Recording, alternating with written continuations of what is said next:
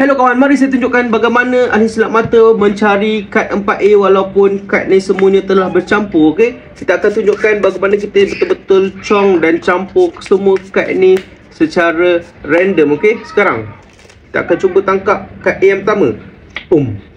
Dapat A yang pertama walaupun kad telah dicampur dan dicong. Okey, potong. A yang ke, bukan.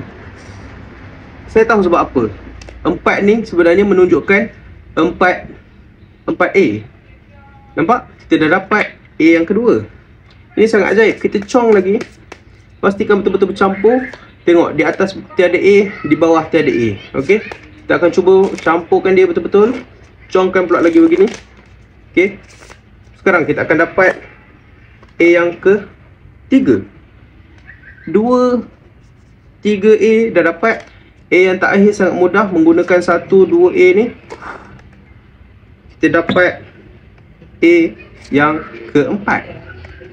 Okey, semua A kita dah dapat, tapi di sini tiada satu pun kad A. Ini semuanya kad biasa yang bercampur. What?